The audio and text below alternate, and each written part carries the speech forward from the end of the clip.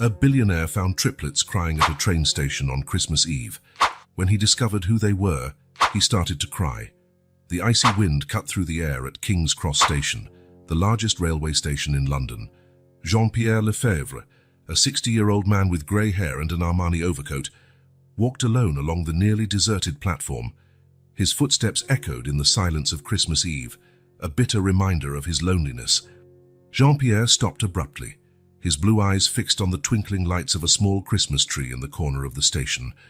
For a moment, he allowed himself to remember past Christmases, filled with laughter and joy.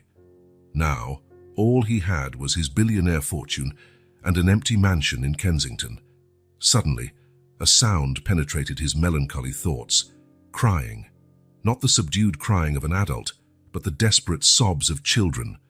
Jean-Pierre turned sharply, his body tense. There, huddled against the station's cold wall, were three small figures. Triplets, he realized, shocked. They couldn't be more than 5 years old. 2 girls and a boy, all with messy brown hair and tear-stained faces.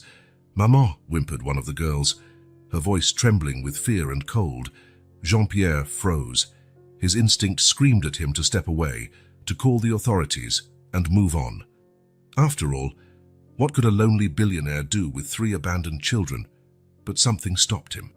Perhaps it was the wide, frightened eyes staring at him, or the visible shivering of their small, embraced bodies. Jean-Pierre took a hesitant step toward the children. "Good evening," he said in a hoarse voice from disuse. "Where is your mother?" The boy, bravely positioned in front of his sisters, sniffed before answering. "She said she would come back, that we should wait here." Jean-Pierre looked around the empty station. There was no sign of any adult, no worried mother searching for her children, only the cold, the darkness, and 3 frightened kids. "How long have you been here?" he asked, crouching down to their level. The other girl, clutching a worn teddy bear, whispered, "Since the sun went away." Jean-Pierre's heart tightened. Hours. These children had been alone for hours, on Christmas Eve. He found himself facing a choice. He could call the authorities and let the system handle it. That would be the most sensible and safest option. Or... Jean-Pierre looked again at the children's faces, seeing in them a fear and hope that hit him like a punch to the stomach. He remembered himself many years ago, a lonely boy in an orphanage on the outskirts of London, wishing that someone, anyone, would take him home for Christmas. Before he could think twice, Jean-Pierre heard himself say, "Hi, come with me. Let's get out of this cold." The children exchanged uncertain looks. The boy, still protective, asked, "But what about our mum?" Jean-Pierre hesitated. What was he doing? This was madness. He knew nothing about taking care of children. His mansion was no place for 3 little ones. But then the girl with the teddy bear reached out a trembling little hand toward him, her large eyes full of a trust Jean-Pierre did not deserve. In that moment, Jean-Pierre Lefebvre, the solitary billionaire known for his ruthless business dealings, did something that even surprised himself. He took the girl's hand. "We'll leave a message for your mother," he said, his voice gentler than it had ever been. "She'll be able to find you at my home. You'll be safe and warm there." Slowly, the children stood up. Jean-Pierre removed his coat and wrapped it around all 3 of them, creating a protective cocoon against the cold. "What are your names?" he asked, guiding them out of the station. "I'm Leia," said the girl with the teddy bear. "He's Hugo," she pointed to the boy, "and she's Chloe." Jean-Pierre nodded, imprinting the names in his mind. Leia, Hugo, and Chloe. 3 little lives that, somehow, were now in his hands. As they walked toward his Bentley parked nearby, Jean-Pierre couldn't help thinking about the absurdity of the situation. What would he tell his driver, his housekeeper? How would he explain 3 small children suddenly appearing in his pristine Kensington mansion on Christmas Eve? But as he felt Leia's confident grip on his hand, Jean-Pierre realized that none of that mattered. Something had changed on that cold December night, something he did not fully understand yet, but that he knew would change his life forever. As he helped the children into the car, Jean-Pierre took one last look at the train station. For a moment, he thought he saw a figure in the shadows watching, but when he blinked, there was nothing but the softly falling snow. With a sigh, Jean-Pierre got into the car. Giving the order to head home, he could not imagine the adventures, challenges, and joys that awaited him. All he knew was that, for the first time in many years, he would not spend Christmas alone. And so, in the quiet of Christmas Eve, with 3 unexpected little passengers, Jean-Pierre's Bentley left King's Cross Station, taking them toward an uncertain future, but one full of possibilities. The Bentley glided silently through the ornate gates of the Lefebvre mansion, in the heart of Kensington. Jean-Pierre watched in the rearview mirror the amazed expressions of Leah, Hugo, and Chloe, as they glimpsed the imposing residence, illuminated by Christmas lights. As soon as the car stopped, Jean-Pierre found himself confronting a reality for which he was not prepared: how to care for 3 5-year-old children. He, who barely knew how to interact with his nephews during the rare family gatherings. "Come, children," he said, trying to sound confident as he opened the car door. "Let's go inside where it's warm." The triplets stepped out hesitantly, their eyes wide at the grandeur of the mansion. Jean-Pierre noticed, and with a pang in his heart, the trembling in their small bodies, not just from the cold, but from fear and uncertainty. As they entered the main hall, the contrast between the home's luxury and the children's appearance became painfully evident. Under the bright light of crystal chandeliers, Jean-Pierre could clearly see the state of their clothes, worn, stained, and at least one size too small. Chloe, the smallest, was sobbing softly, clutching Hugo's hand.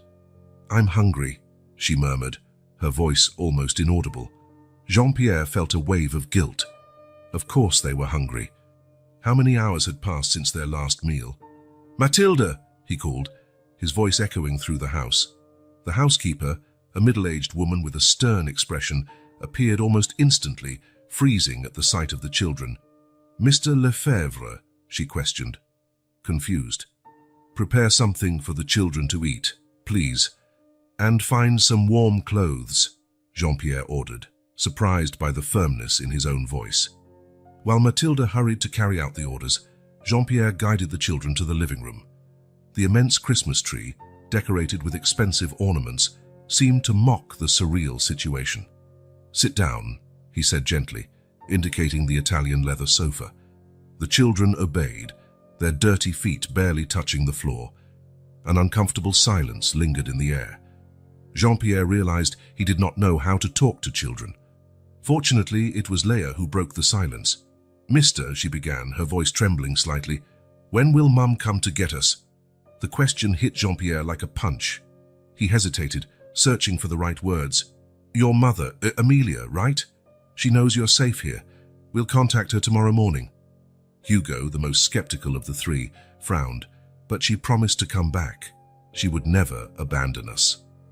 Jean-Pierre felt a lump in his throat. Hugo's unshakable trust in his mother painfully contrasted with the reality of the situation. At that moment, Matilda returned with a tray of sandwiches and hot chocolate. The children's eyes lit up at the sight of the food, and Jean-Pierre realized he had no idea when they had last eaten. "Eat," he encouraged them, watching with a mixture of fascination and concern as the children devoured the sandwiches. As they ate, Jean-Pierre noticed more worrying signs. The girl's hair was tangled and hadn't been cut for months. Hugo had a poorly sewn tear in his shirt, and all 3 were pale in a way that suggested many missed meals. "Sir," Matilda called discreetly, "I've prepared the guest room for the children, and I've found some clothes that might fit them." Jean-Pierre nodded, grateful for his housekeeper's efficiency. But the idea of 3 small children sleeping alone in a strange room bothered him. "Children," he said softly, "you're going to sleep here tonight. Tomorrow we'll find your mum." Chloe, who had remained silent until then, looked at Jean-Pierre with large, sad eyes. "Mum told us to wait at the station. What if she comes back and can't find us?" Jean-Pierre's heart broke a little more. "Don't worry, little one. We'll leave a message so she knows where you are." As the children finished eating, Jean-Pierre guided them to the bathroom to wash up. Seeing them struggle to reach the tall, luxurious sink was almost comical, if it weren't so sad. With clean clothes and full stomachs, the triplets seemed more relaxed, though still visibly exhausted. Jean-Pierre led them to the guest room, where 3 beds had been prepared. "You can sleep here," he said, feeling strangely protective. "So if you need anything, I'll be right next door." Leia, holding tightly to her worn teddy bear, looked at Jean-Pierre with a mixture of gratitude and fear. "Thank you, mister. You're kind, like Father Christmas." The innocent comparison took Jean-Pierre by surprise, him compared to Father Christmas, the man known in business circles as the Shark of London for his ruthlessness. As the children settled into the beds, Jean-Pierre felt a strange and unfamiliar emotion grow in his chest. It was a mixture of protection, concern, and something else he could not name. "Good night, children," he said softly, turning off the light. As he closed the door, Jean-Pierre found himself facing a challenge that none of his economics degrees or years of business experience had prepared him for. How to care for these three fragile lives fate had placed in his path. He walked to his office, his mind spinning with unanswered questions. Who was Amelia? Why had she abandoned her children? And what would he, Jean-Pierre Lefebvre, do next? Sitting in his leather armchair, Jean-Pierre looked at a framed photo on his desk, himself, much younger, smiling beside a young woman with brown hair and bright eyes. For a moment, he wondered if destiny was playing an elaborate trick on him. With a deep sigh, Jean-Pierre picked up the phone. There was much to be done, and the night would be long. But for the first time in years, Christmas Eve in his mansion was not an empty echo of loneliness. It was the start of something new, something he still did not fully understand, but that somehow filled a void he hadn't known existed. The sun had barely risen when Jean-Pierre was already in his office, eyes fixed on the computer screen. He had barely slept, his mind filled with questions about his three young guests sleeping upstairs. "Amelia," he murmured, typing the name into a search engine. It was a common name, but something about it awakened a distant memory, like a half-forgotten melody. As he scoured social networks and public databases, Jean-Pierre found himself recalling a summer long ago, when he was only 20. The sun over Brighton's coastline shone brightly on the beach. Jean-Pierre, then a young economics student, lay on the sand, books scattered around him. That's when a shadow blocked his reading light. "You're reading Keynes at the beach. Are you serious?" A melodious, laughing voice made him look up. There she was, Amelia. Brown hair wavy in the seaside breeze, green eyes bright with amusement. Jean-Pierre felt his heart race. "Economics doesn't wait," he replied, trying to sound nonchalant. Amelia laughed, a sound that made Jean-Pierre want to hear it again and again. "Come swim. The water is perfect." That summer, economics and books were forgotten. Jean-Pierre and Amelia became inseparable, sharing dreams, fears, and promises under the starry English coast sky. The sound of small footsteps in the hallway brought Jean-Pierre back to the present. He blinked, surprised to find tears had formed in his eyes. The office door opened slowly, and Leia's head appeared. "Mister, we're hungry." Jean-Pierre looked at the clock. It was already past 9 p.m. "Of course, come on, let's have breakfast." In the kitchen, while Mathilde prepared pancakes, Jean-Pierre observed the triplets. In the daylight, the signs of neglect were even more evident. The borrowed clothes from Mathilde were too big, making them look even smaller and more vulnerable. "So," Jean-Pierre began, trying to sound casual, "tell me about your mum. What does she do for work?" Hugo, always the protector, answered first.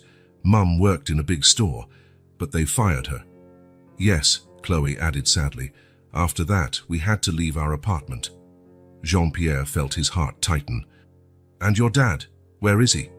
The children exchanged confused looks. It was Leia who answered. "We don't have a dad. Mum says he left before we were born." More pieces of the puzzle fell into place, forming a painful image. A single mother, unemployed, with 3 mouths to feed. Jean-Pierre thought of his own wealth, of how he had never had to worry about money. The disparity was shocking. Did your mum tell you why she left you at the station?" Jean-Pierre asked softly. Chloe's eyes filled with tears. "She said she had to go somewhere to find money for us, that she would come back soon." Jean-Pierre felt a wave of anger mixed with compassion. How could a mother abandon her children? But at the same time, how desperate must she have been? While the children ate, Jean-Pierre returned to his office. He picked up the phone and called his trusted private detective. "Francois, I need you to find someone for me." A woman named Amelia, about 30 years old, single mother of 5-year-old triplets, recently unemployed and evicted from her apartment. As he gave more details to Francois, Jean-Pierre could not stop thinking about the Amelia of his youth. Could it be the same person? And if so, how had their lives taken such drastically different paths? Another memory hit him, the last night of that summer in Brighton. "I have to leave, Jean-Pierre," Amelia said, tears shining in her eyes in the moonlight. "My father is sick. I have to return to London." Jean-Pierre held her hands. "I understand. But this is not goodbye. We'll see each other again." Amelia smiled sadly. "Life sometimes has other plans for us." They promised to write, to call, to stay in touch. But as often happens, life really had other plans. College, career, ambitions. Gradually, Amelia became a sweet memory of a perfect summer. The phone ringing brought him back to the present. It was Francois. "I may have found something, sir." An Amelia Dubois, 35 years old, matches the description. Her last known job was at Harrods in East London, laid off 3 months ago. Jean-Pierre's heart sped up. "And now, where is she?" There was a pause on the other end of the line. "That's where it gets complicated, sir. She seems to have disappeared. No bank activity, no phone usage for a week." A chill ran down Jean-Pierre's spine. A week. Exactly the time the children said their mother had been gone. "Keep looking, Francois. I want to know everything you can find about her." Hanging up the phone, Jean-Pierre looked out his office window. Snow fell softly over the garden, covering everything with a white, pure blanket. But behind that serene beauty, he now knew was a story of struggle, despair, and possibly tragedy. He thought of the children, their confident faces despite all they had been through. He thought of Amelia, the girl from the summer who laughed on the beach, and the desperate woman who had abandoned her children on Christmas Eve. Jean-Pierre Lefebvre, the billionaire known for his coldness in business, felt something he hadn't felt in years, a burning desire to help, to make a difference. With renewed determination, he stood up. There was much to be done. Find Amelia, ensure the children's safety, unravel the mystery behind it all. But first, he had 3 little guests to entertain. And, surprisingly, the idea of spending Christmas Day with Leia, Hugo, and Chloe no longer seemed like a burden, but an unexpected privilege. Leaving the office, Jean-Pierre headed to the living room, where the children's cheerful voices echoed. For the first time in years, a genuine smile lit his face. Who would have thought that 3 little strangers could bring so much life to his lonely mansion? The mystery of Amelia would have to wait. For now there was a Christmas to celebrate, and Jean-Pierre was determined to make it unforgettable for the triplets. After all, they deserved at least that, after all they had been through. Christmas Day passed in a blur of childish laughter, improvised gifts, and a festive meal that Jean-Pierre barely touched, his mind constantly returning to the mystery of Amelia. When he finally put the children to bed, exhausted but happy, he withdrew to his office, determined to intensify the search. Jean-Pierre picked up the phone, dialing a number he rarely used. "Lucien, this is Jean-Pierre Lefebvre. I need your services." Lucien Moreau was the kind of investigator who found people who didn't want to be found. His reputation was impeccable, his methods not always legal, but always effective. "Mr. Lefebvre, what an unexpected pleasure. How can I be of service this festive season?" Jean-Pierre took a deep breath. "I need you to find someone. A woman named Amelia Dubois, 35 years old, mother of triplets, missing for a week." There was a pause on the other end of the line. "A recent disappearance is always complicated, sir. Do you have any additional information?" Jean-Pierre spent the next few minutes telling Lucien everything he knew. Amelia's last known job, the eviction, the circumstances in which the children were found. "I see," Lucien murmured. "I'll start immediately. I'll contact you as soon as I have news." Hanging up, Jean-Pierre leaned back in his chair, rubbing his temples. Exhaustion hit him suddenly, but he knew sleep would be elusive tonight. The next morning, Jean-Pierre was awakened by muffled laughter and small footsteps in the corridor. He smiled involuntarily, remembering his new guests. Dressing quickly, he went to find the children. Leia, Hugo, and Chloe were in the living room, playing with the gifts they had received the day before.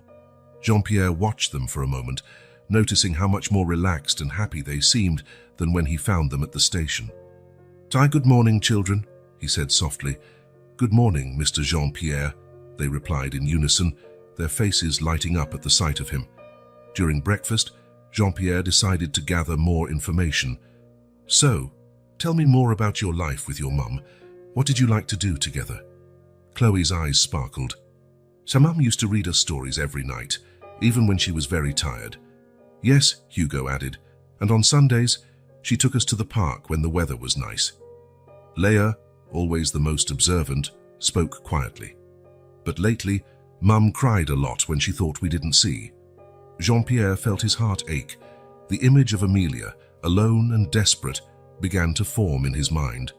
"What about your apartment?" he asked gently. "What was it like?" The children exchanged glances. Hugo answered, "It was small. We all slept in the same room, but it was our home."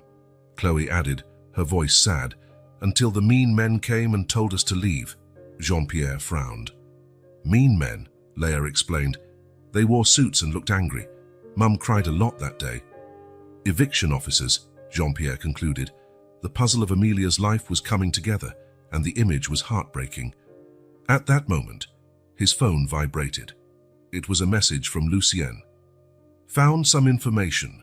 Meet in 1 hour." Jean-Pierre felt a mixture of anxiety and relief. "Children, I have to go out for a moment. Matilda will look after you. Be good. All right?" 1 hour later, Jean-Pierre sat in a discreet cafe in central London. Lucien arrived, a middle-aged man with sharp eyes that seemed to notice everything. "Mr. Lefebvre," he greeted, sitting down. "I have news, but I'm not sure you'll like it." Jean-Pierre leaned forward.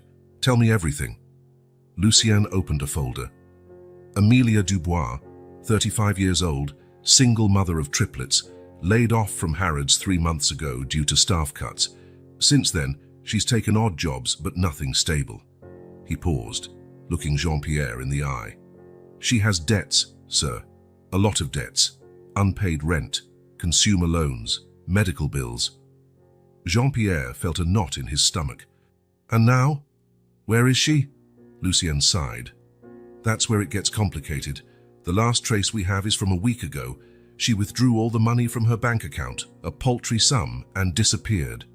"Disappeared?" Jean-Pierre repeated, incredulous. "Yes, no bank card use, no phone activity. It's as if she vanished into thin air." Jean-Pierre was silent for a moment, processing the information.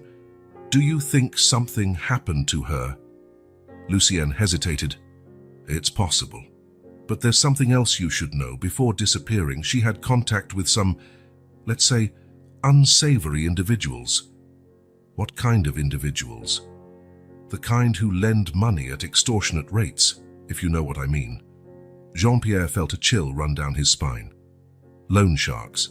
Amelia had gotten involved with loan sharks. "Keep looking," he ordered Lucien. "I want to know everything you can find out about these individuals, and find Amelia. Whatever it costs." Back at the mansion, Jean-Pierre found the children drawing in the living room, their colorful drawings, full of smiles and bright suns, painfully contrasted with the grim reality he had just discovered. "What are you drawing?" he asked, forcing a smile. "Our family," Chloe replied cheerfully, showing a stick figure drawing. "Look, that's Mum, Hugo, Leia, and me." Jean-Pierre felt a lump in his throat. "It's beautiful, Chloe." As the children continued drawing, happy in their world of colors and imagination, Jean-Pierre found himself facing an impossible decision. What would he tell these innocent little ones? How could he protect them from the harsh reality their mother was facing? And more importantly, how could he find Amelia before it was too late? Looking at the triplets, Jean-Pierre made a silent promise. He would find Amelia. He would fix this. No matter the cost, no matter what it took, these 3 little angels deserved their mother back, and he would do everything in his power to make it happen. With renewed determination, Jean-Pierre picked up his phone. There were calls to make, favors to call in, resources to mobilize. The search for Amelia was just beginning, and he would not rest until he found her. The clock on the wall marked the passing hours, reminding Jean-Pierre that time was running out. For Amelia, for the children, and for the chance to correct past mistakes and forge a new future, days turned into a week, and Jean-Pierre found himself immersed in a routine he never imagined. Between calls to investigators and business meetings, he now found time for hide-and-seek mind story reading sessions and even clumsy attempts at making pancakes. On a sunny afternoon, Jean-Pierre watched the triplets playing in his mansion's garden. Leah ran after a butterfly, her brown curls bouncing with every step. Hugo built a snow castle, tongue stuck between his teeth in concentration, and Chloe, the smallest, sat near Jean-Pierre, making a flower crown from the few daisies that withstood the cold. "Mr. Jean-Pierre," Chloe called softly, "do you think Mum would like this crown?" The innocent question hit Jean-Pierre like a punch to the stomach. "I'm sure she would love it, my little one," he replied, swallowing the lump in his throat. As he watched the children, a vivid and unexpected memory surfaced. It was a summer's day in Brighton, nearly 4 decades ago. Jean-Pierre and Amelia walked along the promenade, ice creams melting in their hands. "One day," Amelia said, her eyes shining with future dreams, "I will have children, a big family full of love and laughter." Jean-Pierre laughed. "What, how many children exactly?" Amelia smiled mysteriously. "Who knows, maybe triplets." Back in the present, Jean-Pierre blinked, surprised by the clarity of the memory. It was as if the universe were playing an elaborate trick on him. "Mr. Jean-Pierre," Hugo's voice brought him back to reality. "Can you help us make a snowman?" Jean-Pierre hesitated for a moment. Meetings, emails, and phone calls awaited him in his office. But looking at the hopeful faces of the children, he made a decision. "Of course," he smiled, standing up. "Show me how." In the hours that followed, Jean-Pierre found himself rolling snowballs, looking for the perfect sticks for arms, and even using his own cashmere scarf for the snowman. The children's laughter echoed through the garden, a sound he realized he was starting to love. That night, after putting the children to bed, a task that was becoming surprisingly natural to him, Jean-Pierre returned to his office. The reality of Amelia's situation weighed on him. He opened a folder on his computer, filled with reports and photos Lucien had sent. The image that emerged was heartbreaking. A single mother, struggling to keep a roof over her children's heads, accepting any job she could find. One photo in particular caught his attention. It was Amelia, captured by a security camera weeks before her disappearance. Her face was thinner than he remembered, with dark circles under her eyes. But what struck him most was the expression on her face, a mix of determination and despair. Jean-Pierre leaned back in his chair, closing his eyes. How had things gotten to this point?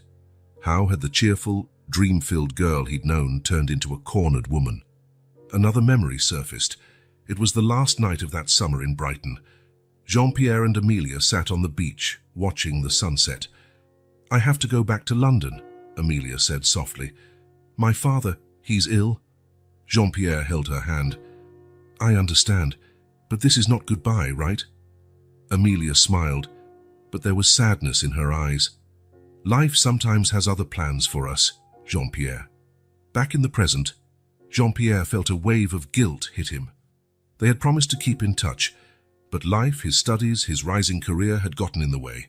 Gradually, Amelia became just a sweet memory. And now, decades later, fate had reconnected them in the most unexpected and tragic way. A soft sound at the door pulled him from his thoughts.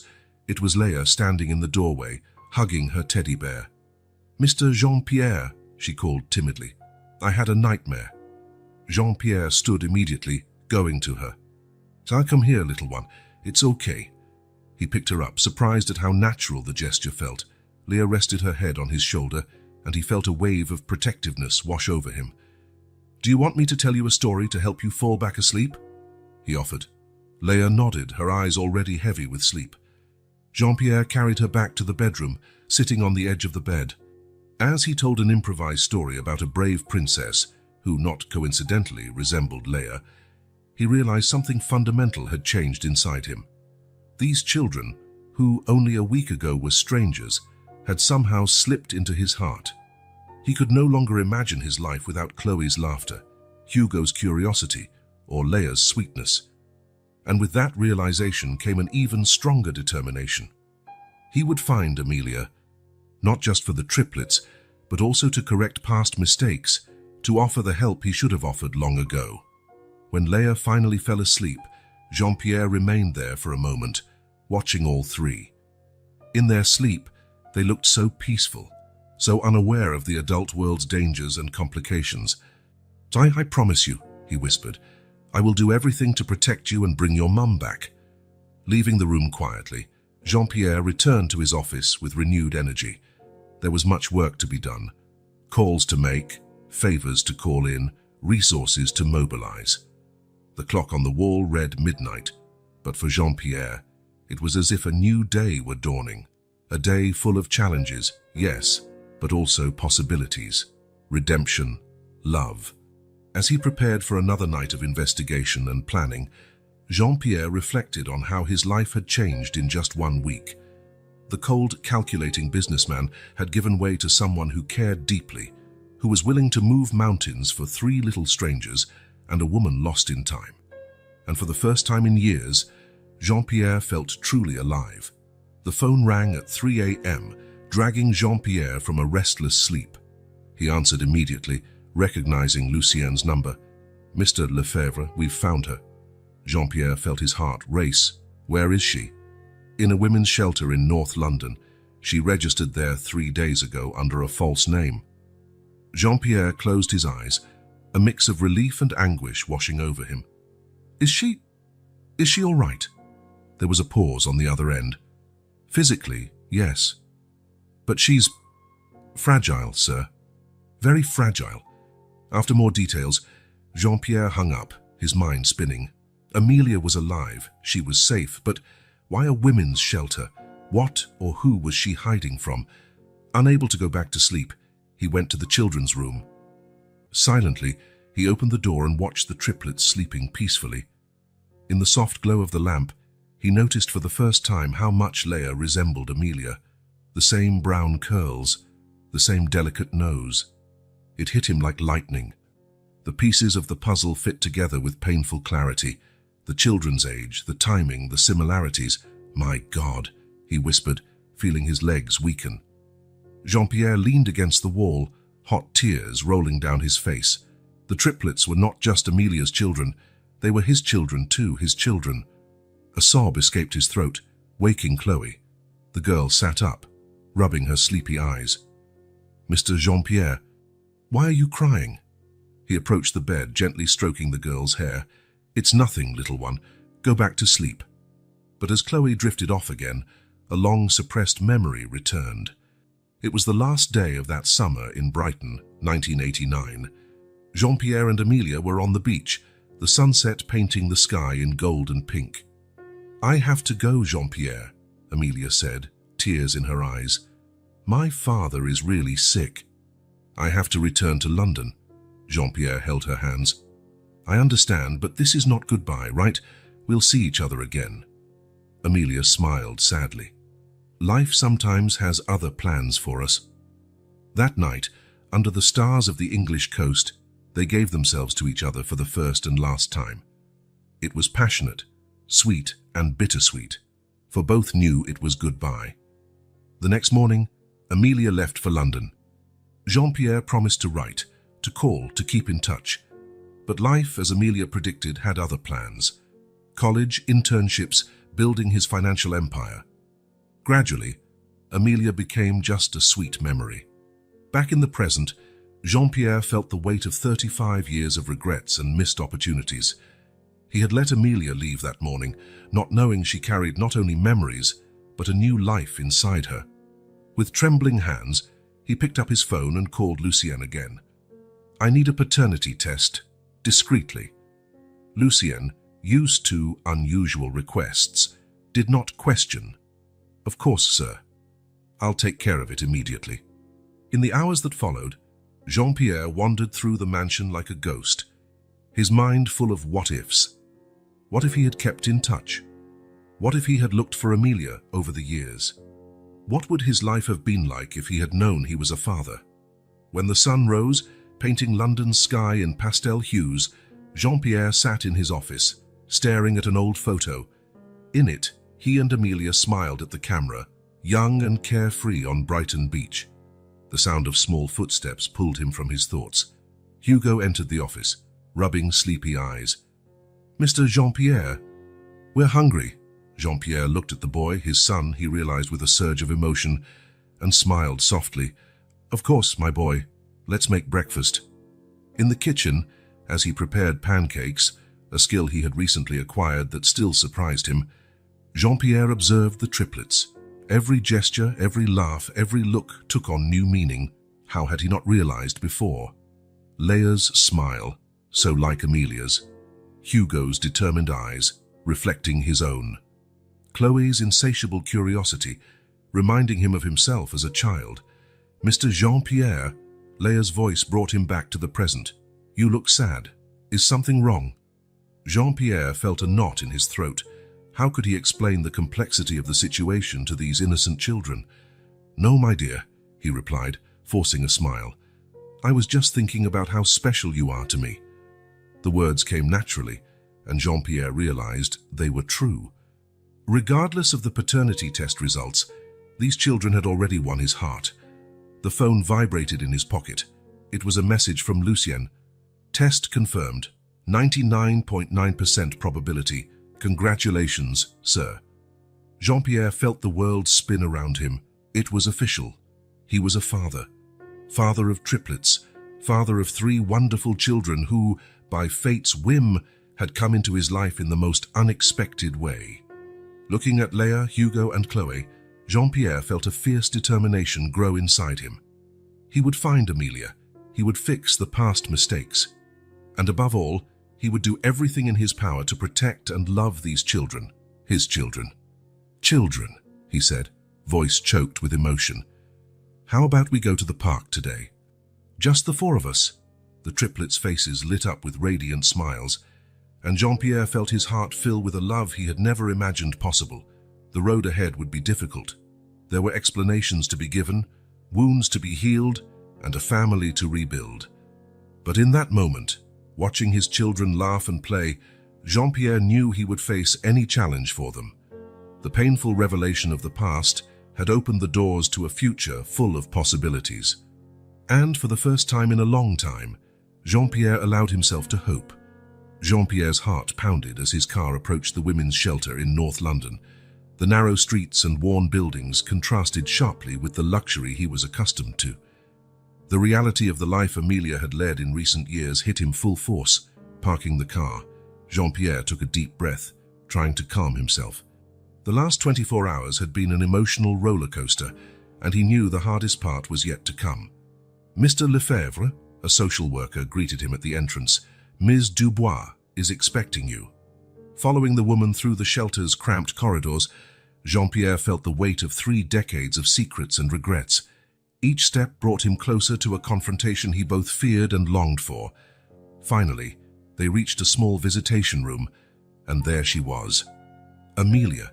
Time had not been kind to her. Her once lustrous hair was dull and prematurely grey. The face Jean-Pierre remembered, always lit by a smile, was now etched with worry and exhaustion, but her eyes still held that spark that had captivated him so many years ago. "Jean-Pierre," she whispered, her voice trembling slightly, "after all these years." For a moment, neither moved. The air seemed charged with unspoken words, unanswered questions. Amelia broke the silence. "The children, are they all right?" The question seemed to awaken Jean-Pierre. "Yes, they're fine. They're safe, Amelia. But why? Why did you leave them?" Tears began to form in Amelia's eyes. She looked away, shame evident in her posture. "I had no choice, Jean-Pierre. I am desperate." Slowly, painfully, the story began to unfold. Amelia told of the years of struggle, trying to raise 3 children alone. The unstable jobs, the mounting bills, the constant fear of not having enough to feed them. "And then," she continued, voice barely a whisper, "I made a terrible mistake. I borrowed money from dangerous people." Jean-Pierre felt a chill. Loan sharks. Amelia nodded, tears now running freely down her face. They threatened the children, Jean-Pierre. I was so afraid, so afraid. I thought that if I left them somewhere safe, I could find a solution, earn enough money to repay the debt and come back for them. The anger Jean-Pierre had initially felt began to dissipate, replaced by deep sadness and guilt. How had he not realized? How had he let things get this far? Amelia, he said softly, stepping closer. Why didn't you look for me? I could have helped. She raised her eyes, a mix of hurt and pride in her gaze. How could I? You had become this great businessman. And I was just a single mother struggling to survive. Her words hit Jean-Pierre like a blow to the gut. The distance that had grown between them over the years seemed unbridgeable at that moment. I'm sorry, he whispered, tears in his own eyes. I should have been there. I should have known. Amelia looked at him, confused. Known what? Jean-Pierre took a deep breath. It was time for the truth. Amelia, the children, they're mine, aren't they? The silence that followed was deafening. Amelia stared at him, shock and fear obvious in her eyes. How did you... I did a paternity test, Jean-Pierre admitted. I'm sorry, I should have asked you first, but I needed to know. Amelia covered her face with her hands, sobs shaking her fragile frame. I wanted to tell you, Jean-Pierre, when I found out I was pregnant, but you had your life, your dreams. I didn't want to ruin everything. The weight of 35 years of secrets and misunderstandings seemed to crush them both. Jean-Pierre approached, hesitant, and placed a hand on Amelia's shoulder.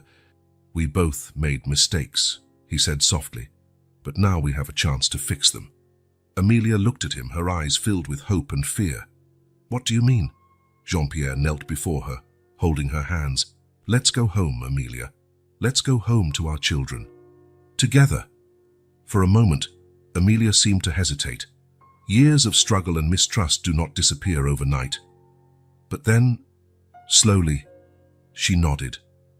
Okay, she whispered. Let's go home. As they left the shelter, Jean-Pierre felt a whirlwind of emotions, relief at finding Amelia, guilt for all the lost years, fear of what the future might bring. But above all, there was hope. Hope that it was not too late to rebuild what had been broken, to create the family they might have had. In the car on the way home, Jean-Pierre looked at Amelia. She seemed so fragile, so tired, but there was also a strength in her, a resilience he could not help admiring. The children will be so happy to see you, he said, trying to ease the tension. Amelia gave a sad smile. Do you think they'll forgive me? Jean-Pierre took her hand, squeezing it gently. They love you, Amelia. They never stopped loving you. As the car wound through London streets, Jean-Pierre knew the road ahead would be hard. There were many explanations to give, much to be forgiven, and a family to rebuild. But looking at Amelia, feeling the warmth of her hand in his, he knew they would face it together. The past could not be changed, but the future. The future was full of possibilities. And for the first time in a long time, Jean-Pierre allowed himself to dream of what could be. As they neared the mansion, Jean-Pierre felt his heart race. In a few minutes, a family long separated would be reunited. It would not be perfect, it would not be easy, but it would be a start. And sometimes a start is all we need. Jean-Pierre's Bentley glided smoothly through the mansion's gates, the engine silent in contrast to the whirlwind of emotions inside the car. Amelia, sitting in the passenger seat, nervously wrung her hands in her lap, her eyes fixed on the imposing residence ahead. Is this where you live? She whispered, her voice trembling with admiration and a touch of fear. Jean-Pierre nodded, parking the car. Yes, and now, this is where you'll live too. Amelia turned to him, panic evident in her eyes. Jean-Pierre, I can't accept this. It's too much. He took her hands, noticing how cold and trembling they were. Amelia, listen to me. You are the mother of my children. Our past, our mistakes, and none of that matters now. What matters is the future, the children's future. Tears began to form in Amelia's eyes. What if they take them away from me? I abandoned them, Jean-Pierre. What kind of mother does that? Jean-Pierre's heart clenched at the fear and guilt in her eyes. "A mother who did what she thought was best to protect her children," he said softly. "We'll explain the situation. I'll hire the best lawyers. No one will separate you from them, I promise." Amelia hesitated, years of struggle and mistrust evident on her face. "How can you be so sure?" "Because I won't let it happen," Jean-Pierre answered firmly. "We're a family now, Amelia, and I protect my family." Slowly, almost imperceptibly, Amelia nodded. "Okay," she whispered. "And okay." They got out of the car, Jean-Pierre gently guiding Amelia through the mansion's entrance. In the hall, Mathilde, the housekeeper, stood waiting, her expression barely disguised surprise. "Mathilde," Jean-Pierre said, "this is Amelia, the children's mother. She will be living here now. Please prepare the blue suite for her." Mathilde nodded, casting a curious glance at Amelia before leaving to carry out her orders. "The children," Amelia said, her voice barely above a whisper. "Where are they?" As if summoned by her words, the sound of childish laughter echoed down the corridor. Moments later, Leia, Hugo, and Chloe came running, their faces lit up with smiles that froze when they saw Amelia. For a moment, time seemed to stop. Mother and children stared at each other, a mix of shock, joy, and uncertainty in the air. It was Chloe who broke the silence. "Mum," she called, her voice small and hesitant. Amelia fell to her knees, arms open wide. "My darlings," she sobbed. "I'm so sorry." The children ran to her, wrapping her in a tight embrace. Tears, laughter, and incoherent words mingled as the family reunited. Jean-Pierre watched the scene, feeling both part of it and a stranger. He discreetly wiped away a tear, moved by the reunion, aware of the long road ahead. After the initial emotion passed, Jean-Pierre suggested everyone gather in the living room. It was time for some difficult explanations. Seated on the sofa, with the children snuggled close to Amelia, Jean-Pierre took a deep breath. "Children," he began, "there's something important we need to tell you." He exchanged a glance with Amelia, who nodded encouragingly. "Your mother had to leave for a while because she had very difficult problems to solve," Jean-Pierre explained, choosing his words carefully. "She wanted to protect you," Hugo frowned. "But why didn't she take us with her?" Amelia stroked her son's hair. "Because it was too dangerous, my dear. But I thought about you every second. You're the most precious thing in the world to me." Leia, always perceptive, looked from Amelia to Jean-Pierre. "So now, are we all going to live here?" Jean-Pierre nodded. "Yes, if that's what you want, your mum and you." Chloe, nestled in Amelia's lap, looked up. "But, and you, Mr. Jean-Pierre?" The moment Jean-Pierre both feared and awaited had arrived. He exchanged a glance with Amelia Key, who nodded slightly. "Children," he said, voice trembling slightly, "there's something else you need to know. I am your father." The silence that followed was deafening. The children looked at Jean-Pierre, then at Amelia, their small faces a mixture of confusion and wonder. Hugo spoke first. "Our dad, really?" Jean-Pierre nodded, feeling his heart race. "Yes, really." Leia tilted her head, thoughtful. "Is that why you helped us at the station?" "No," Jean-Pierre answered honestly. "I didn't know back then, but I'm glad I did, because it allowed me to get to know you." Chloe looked at Amelia. "Mum, is it true?" Amelia held her daughter tighter. "Yes, my dear, it's true." The children were silent for a moment, processing the information. Then, to everyone's surprise, Hugo stood up and walked over to Jean-Pierre. "Does that mean we can call you Dad now?" he asked, eyes wide and hopeful. Jean-Pierre felt tears forming in his eyes. "If that's what you want, yes, I would be very happy." Hugo smiled and, on impulse, hugged Jean-Pierre. Leia and Chloe soon joined, wrapping him in a collective embrace. Amelia watched, tears silently running down her face. Jean-Pierre extended his hand to her, inviting her to join the family hug. For a moment, everything seemed perfect, but Jean-Pierre knew there was still much to resolve. Amelia's debts, legal issues, the adjustment to this new family dynamic. These were huge challenges. Yet looking at the smiling faces of his children and the hopeful look in Amelia's eyes, Jean-Pierre knew they would face it all together. "So," he said, his voice filled with emotion. "Who wants pancakes for dinner?" The children cheered, tension dissipating. As they all headed to the kitchen, Jean-Pierre held Amelia back for a moment. "It will be okay," he said softly. "We'll make it." Amelia looked at him, a small smile forming on her lips. "Yes," she responded. "Together." And with that silent promise, they followed the children, ready to face the future, whatever it might bring. The days that followed were a mix of joy and challenges for the newly formed Lefebvre family. The mansion, once silent and cold, now echoed with children's laughter and lively conversations. Amelia, still fragile and unsure, tried to find her place in this new world. Every morning she woke up with a mixture of gratitude and fear, afraid that all this might be just a dream. Jean-Pierre, noticing her hesitation, did everything possible to help her feel at home. One sunny morning he found her in the library, looking lost among the shelves full of books. "Do you like to read?" he asked softly, approaching. Amelia turned, a small smile on her lips. "Yes, I used to love it. But in recent years I had no time." Jean-Pierre gently took her hand. "Now you have all the time in the world. This library is yours too." Amelia's eyes filled with tears. "Jean-Pierre, it's so... I don't know how to thank you for all this." He shook his head.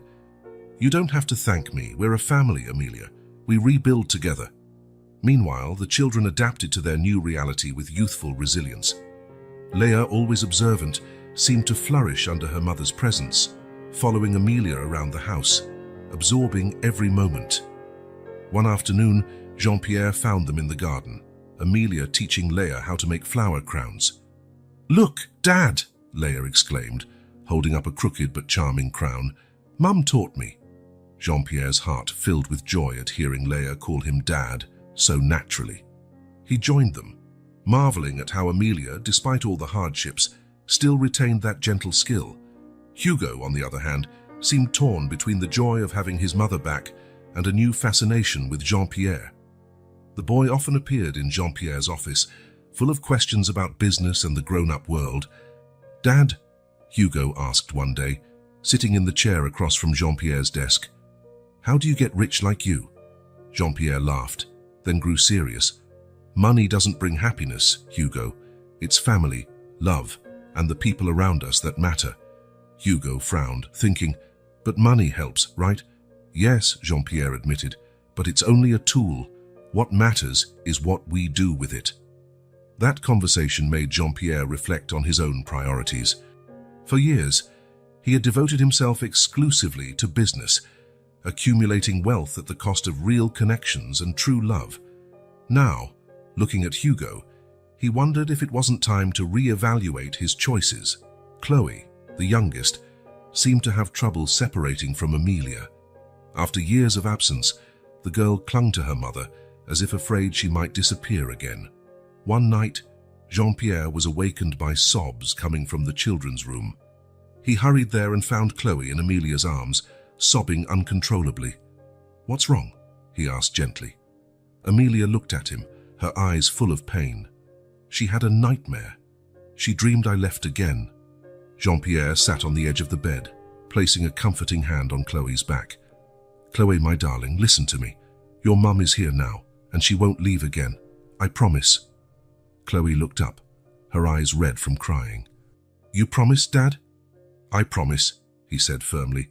"We are a family now. We stay together."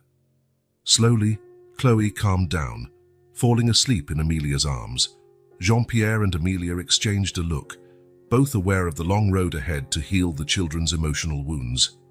As the weeks passed, Jean-Pierre faced his own demons. Years of solitude and relentless focus on business had left deep marks. He sometimes found himself retreating to the familiar comfort of his office, unsure how to navigate this new world of family love and emotional responsibilities.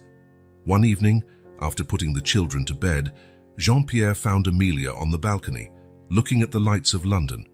"What are you thinking about?" he asked, joining her. Amelia smiled softly. "How life can change so much in such a short time. A few weeks ago I was at my lowest point, and now..." Jean-Pierre nodded, understanding perfectly. "I know, it's... Overwhelming sometimes, isn't it? Amelia turned to him, her eyes shining in the moonlight. Jean-Pierre, I know it's not easy for you either. Your entire life has been turned upside down. He remained silent for a moment, surprised by her perceptiveness. It's true, he finally admitted. For so long, I had only my work. And now, sometimes I'm afraid I'm not good enough, that I don't know how to be a good father. He stopped, uncertain how to define what he and Amelia were now. Amelia took his hand, squeezing it gently. A good partner, she suggested. Jean-Pierre felt his heart race. Yes, he said softly. A good partner. They stood in silence for a moment, the city of London sparkling below them. We're learning together, Jean-Pierre, Amelia said finally. Day by day. It's not easy, but I'm happy to be here with you and the children. Jean-Pierre turned to her, seeing not only the Amelia of now, but also the young woman he had known so many years ago in Brighton. Time and hardship had left their marks, but her essence, her strength, her kindness remained the same. On impulse, he leaned in and kissed her softly. It was a tender kiss, full of unspoken promises and hopes for the future. When they parted, Amelia smiled, a soft blush on her cheeks. We have time, Jean-Pierre, for everything. He nodded, feeling a peace he hadn't experienced in years. Yes, we have time. As they went back inside, hand in hand, Jean-Pierre reflected on how much his life had changed. The mansion, once a symbol of his wealth and loneliness, was now full of life and love. There were still many challenges. Amelia's debts, the children's ongoing adjustment, his own fears and insecurities. But for the first time in a long time, Jean-Pierre Lefebvre did not feel alone. He had a family, and together they would rebuild not only their lives but also the bridges that time and circumstances had destroyed.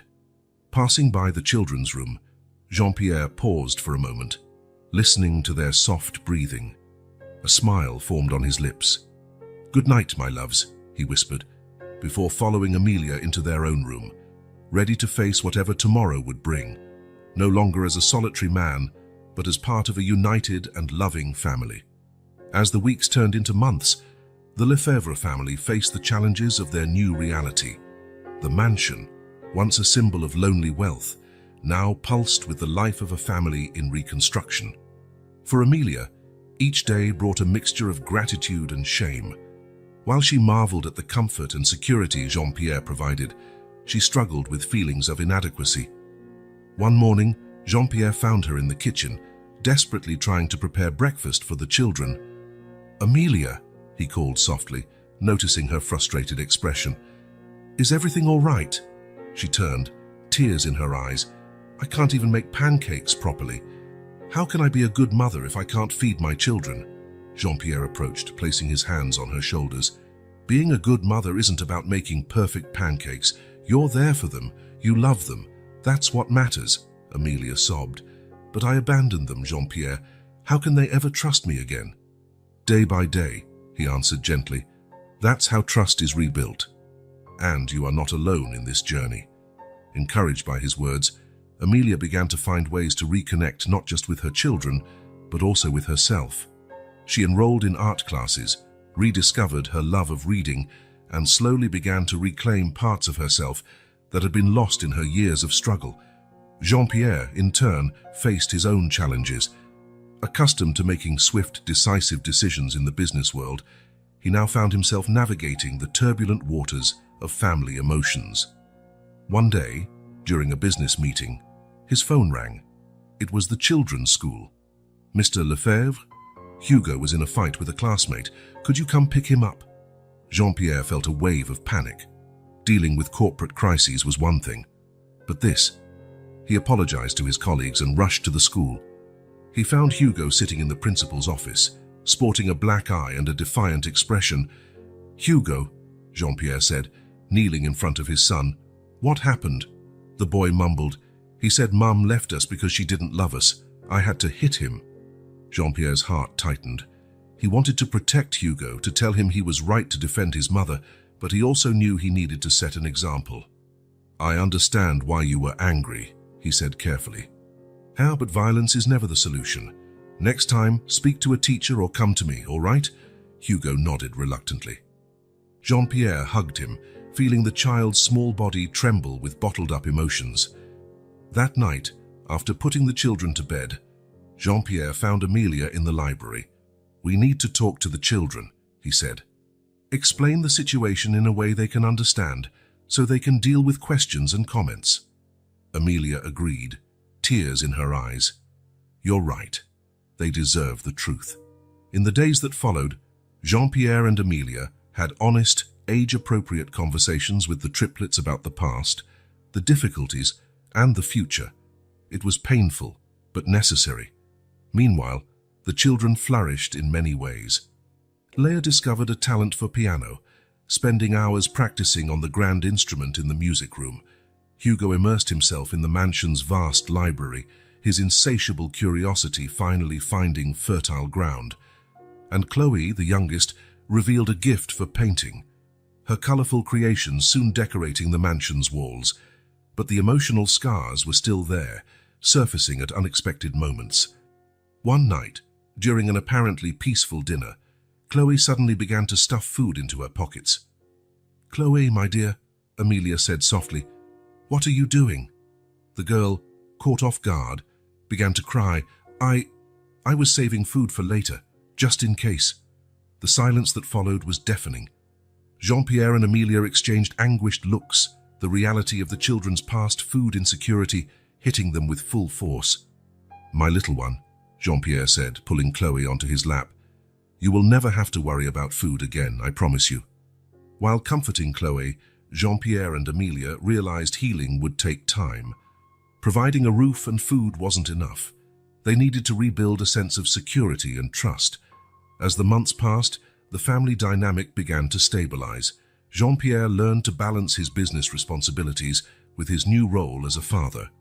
He made a point of being present at dinners, helped with homework, and even tried with mixed results to join in the children's games. Amelia, in turn, found strength in her vulnerability. She started sharing parts of her story with the children, not to excuse herself, but to help them understand. "Mum," Leia asked one day, while helping Amelia plant flowers in the garden, "were you sad when you were away from us?" Amelia paused, looking into her daughter's eyes. "Very sad, my darling. You were in my heart every moment." Leia hugged her tightly. "I'm glad you came back." These moments of connection, though sometimes painful, were precious. They were the bricks with which the family rebuilt its foundation. Watching all this, Jean-Pierre felt a mixture of pride and humility. He, who once believed business success was everything, now understood that there were far greater challenges and far deeper rewards in building a family. One evening, as he and Amelia watched the children playing in the garden, she took his hand. "Thank you," she said simply. "For what?" he asked. "For giving us a second chance. Me, the children, us." Jean-Pierre smiled, squeezing her hand. "It's you who gave me a second chance to have a real family." As the sun set over the Lefebvre mansion, bathing the garden in golden light, Jean-Pierre reflected on the challenges still ahead. There was much to be resolved, much to be healed, but looking at Amelia and the children, he knew that together they could face anything. Their new reality was not perfect, but it was real, filled with love, learning, and growth. And for Jean-Pierre, that was more valuable than any fortune he had ever accumulated. As weeks turned into months, the Lefebvre family continued facing the challenges of their new reality. The mansion, once a symbol of solitary wealth, now pulsed with the life of a family in reconstruction. For Amelia, each day brought a mixture of gratitude and shame. While she marveled at the comfort and security Jean-Pierre provided, she fought against feeling inadequate. One morning, Jean-Pierre found her in the kitchen, once again struggling to make breakfast for the children. "Amelia?" he asked softly, noticing her frustrated expression. "Is everything all right?" She turned, tears in her eyes. "I still can't make pancakes properly. How can I be a good mother if I can't feed my children?" Jean-Pierre approached, placing his hands on her shoulders. "Being a good mother isn't just about making perfect pancakes. You're here for them, you love them, that's what matters. Amelia sobbed. But I left them, Jean-Pierre. How can they ever trust me again? Day by day, he replied gently. That's how trust is rebuilt, and you are not alone in this. Encouraged by his words, Amelia continued seeking ways to reconnect with her children and herself. She took art classes, rediscovered her love of reading, and gradually recovered parts of herself lost to years of struggle. Jean-Pierre, for his part, faced his own challenges. Used to quick, definitive decisions in business, he now found himself navigating the turbulent waters of family emotions. One day, during a business meeting, his phone rang. It was the children's school again. Mr. Lefebvre, Hugo got into another fight. Can you come pick him up? Jean-Pierre felt a wave of panic. He apologized to his colleagues and rushed to the school. He found Hugo sitting in the principal's office again, sporting another bruise and a stubborn expression. Hugo, Jean-Pierre said, kneeling in front of his son. What happened this time? The boy mumbled. He said Mum left us because she didn't love us. I had to hit him. Jean-Pierre's heart ached. He wanted to defend Hugo's anger, but knew he had to teach him a better way.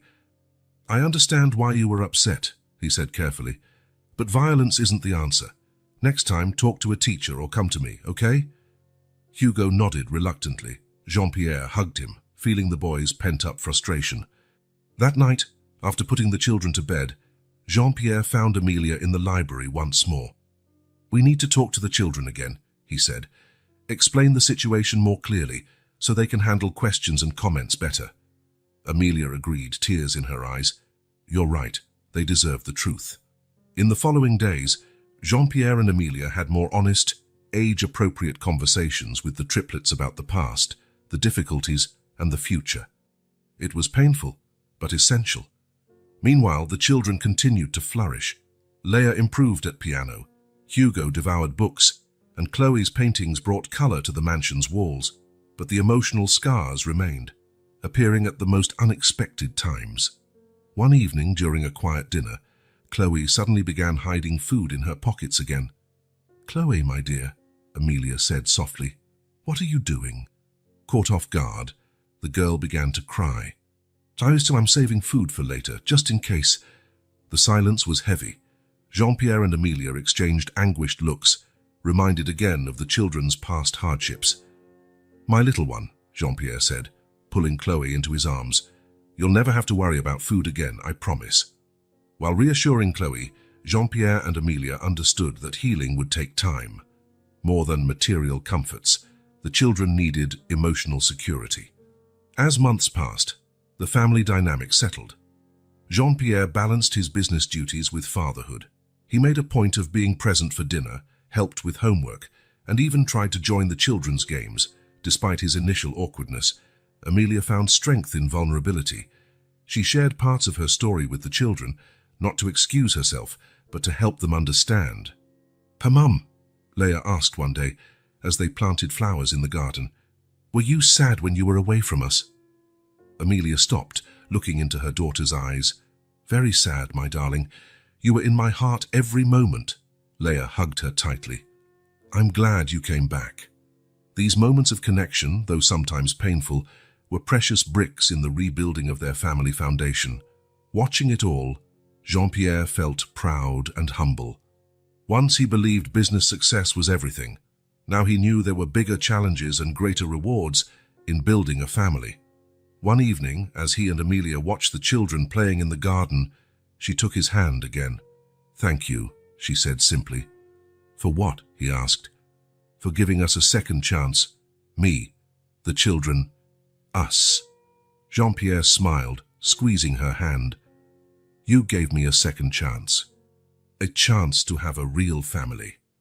As the sun set over the Lefebvre mansion, painting the garden in golden hues, Jean-Pierre reflected on the challenges still ahead. Much remained to be resolved and healed, but looking at Amelia and the children, he knew they could face anything together. Their new reality wasn't perfect, but it was real, filled with love, growth, and learning. And for Jean-Pierre, that was more valuable than any fortune he had ever gathered. The afternoon sun bathed the Lefebvre mansion's living room in a serene light, oddly contrasting with the tense meeting about to take place. Jean-Pierre, Amelia and Nicholas sat forming a triangle of apprehensive glances and tense postures. Jean-Pierre broke the silence first. "We're here for the children," he began, his voice calm but firm. "Whatever happens, their well-being must be our priority." Nicolas nodded reluctantly. "I agree. But how can we decide what's best for them when the situation is so complicated?" Amelia, seated between the two men, looked smaller than ever. "Perhaps we should start by listening to the children themselves," she suggested softly. The suggestion was met with silent agreement. Matilda was called to bring the triplets. Leah, Hugo, and Chloe entered the room, their little faces curious and apprehensive. They looked from one adult to the other, clearly sensing the tension in the air. "Come here, my darlings," Amelia said, opening her arms. The children huddled close to her, seeking comfort in her familiar presence. Jean-Pierre leaned forward, trying to appear as gentle as possible. "Children, we need to talk about something important. Your dad Nicholas has returned, and we need to decide how we'll all live from now on." Hugo, ever direct, spoke first. "Are we going to have to leave here?" he asked anxiously, looking at Jean-Pierre.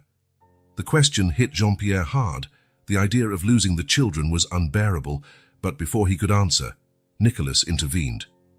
"No, Hugo," he said, surprising everyone. "I'm not here to take you away from your home." Chloe, the youngest, looked at Nicholas with large, confused eyes. "But you're our dad too, right? Don't you want us to live with you?" Nicholas' expression softened. "Of course I want to be with you, but I also want what's best for you. And it seems you've found a good home here." Jean-Pierre felt a reluctant respect for Nicolas. The man clearly loved his children and was willing to put their needs above his own desires. Leah, always perceptive, looked from Jean-Pierre to Nicolas. "So, how will it work? Will we have two dads?" The question hung in the air, charged with implications. Jean-Pierre and Nicolas exchanged a look, a silent understanding passing between them. "Yes, Leah," Jean-Pierre answered softly. "If that's what you want, you'll have two dads, and a mum who loves you more than anything." Amelia hugged the children tighter, tears shining in her eyes. "We'll find a solution together. A solution where you can have all the love and support you need." The children seemed to process this for a moment. Then, to everyone's surprise, Hugo stood up and walked over to Nicholas. "Do you promise not to leave again?" he asked, his voice small but determined. Nicholas swallowed hard, clearly moved. "I promise, my son. I will be here for you, always." With that promise, the tension in the room eased a bit. The children, sensing that the worst had passed, began to relax and even ask questions about what having two dads would mean. While the children chatted excitedly, the adults exchanged meaningful glances. There was much to discuss and decide, but they had taken the first step, putting the children's well-being first. After Matilda took the triplets outside to play, the three adults stayed behind to have a frank, difficult conversation. "I propose shared custody," Jean-Pierre began. "The children will stay mainly here where they are settled and attend school. But Nicolas, you'll have regular weekends and holidays with them." Nicolas considered the proposal for a moment before slowly nodding. "It's generous of you, Mr. Lefebvre. I appreciate that you're not trying to exclude me from their lives." Amelia, who had remained silent, finally spoke up. "I know I made mistakes," she said, her voice trembling. "But I want you both to know that I love my children more than anything in the world. I'll do whatever it takes to ensure their happiness." Jean-Pierre took Amelia's hand, while Nicholas looked at her with a mix of understanding and forgiveness. "We all made mistakes, Amelia," Nicholas said softly. "What matters now is moving forward, for the children's sake." Jean-Pierre felt a wave of respect for Nicolas. The man he initially saw as a threat was now proving to be a valuable ally in raising the triplets. "There is one more thing we need to discuss," Jean-Pierre said hesitantly. "The financial issue." Nicolas straightened, a shadow crossing his face. "I know I can't offer the children the same standard of living you can, Mr. Lefebvre, but I can contribute—" Jean-Pierre raised a hand to stop him. "That's not what I meant. I propose creating a fund for the children's education and future, a fund we can all contribute to, in our own way." The proposal was met with surprise and gratitude.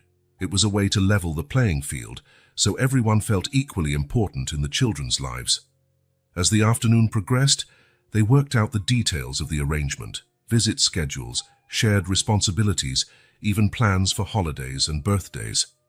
It wasn't easy, and there were moments of tension and disagreement, but what prevailed was the common desire to do what was best for the triplets. When they finally finished, the sun was setting, casting a golden glow over the garden where the children still played, oblivious to the complexities the adults had navigated on their behalf.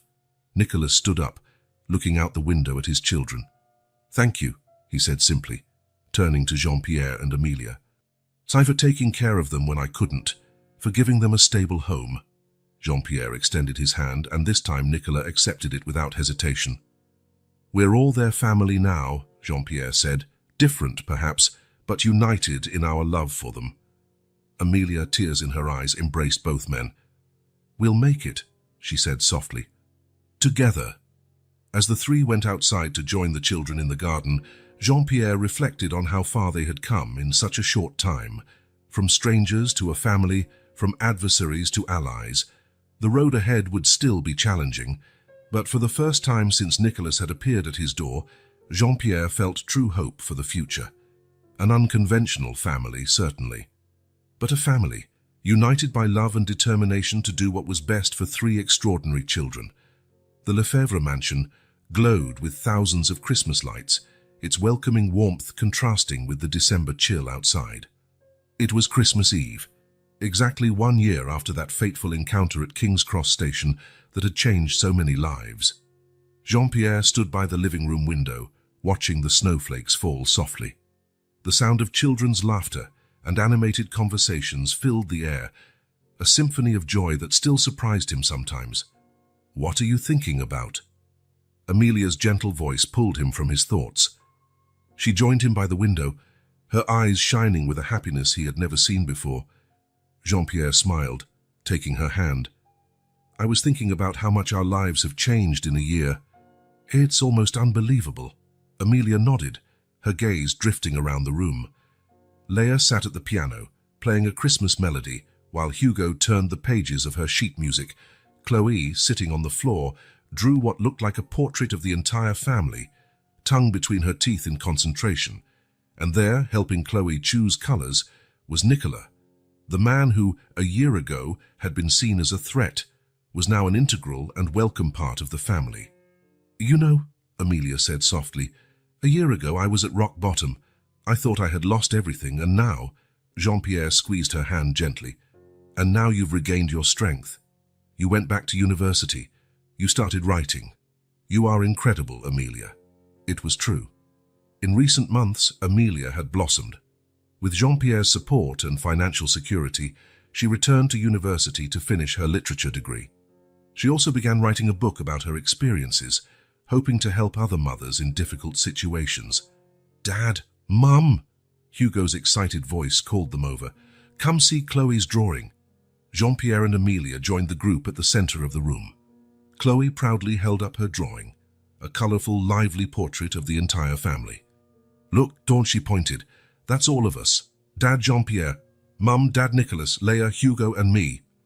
Jean-Pierre felt a lump in his throat at how Chloe had portrayed them, everyone holding hands, huge smiles on their faces.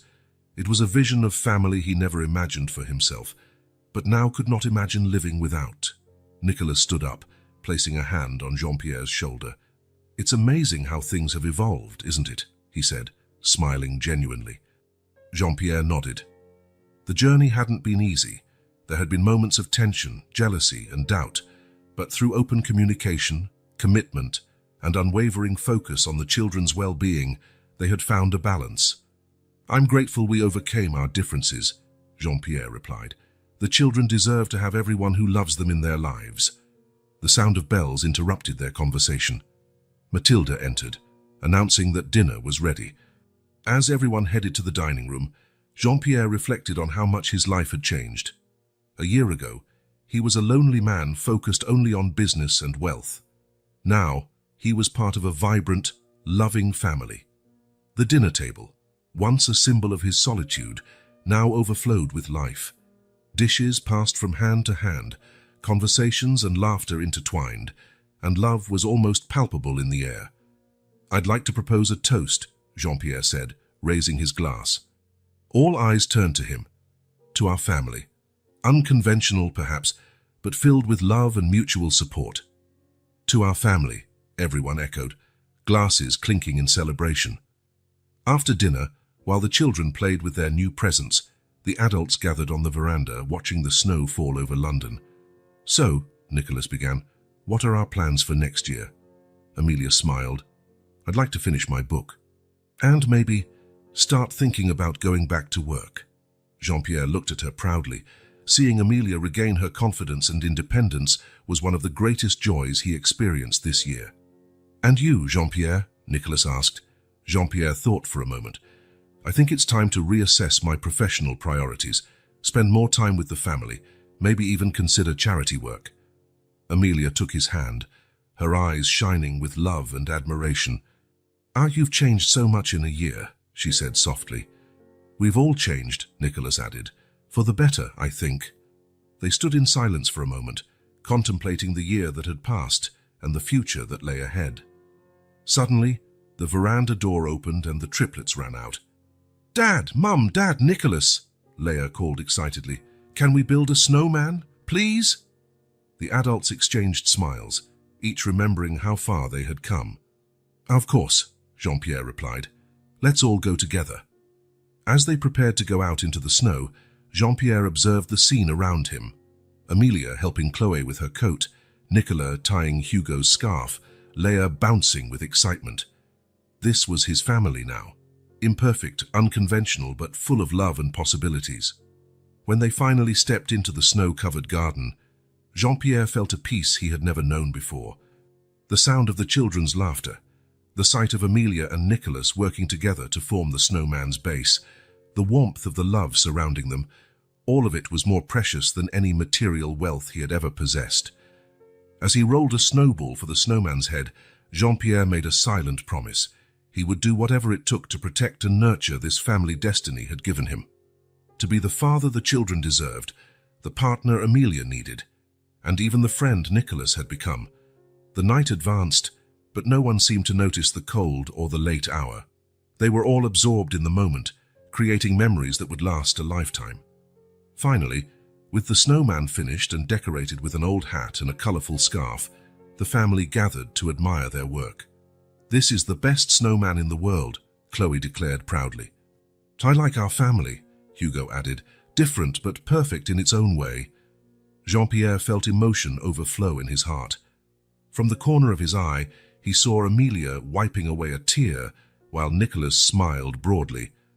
"Let's go inside and warm up," Amelia suggested, noticing the children's rosy noses. As they headed back to the mansion, Jean-Pierre lingered for a moment. He looked up at the night sky, the stars shining brightly over London. Thank you," he whispered to the universe, grateful for the unexpected meeting at the station, for second chances, and for the love that had transformed his life. With a smile, he turned and followed his family inside, ready for whatever the future might bring. Because now he knew that, no matter what happened, they would face it together, as a family,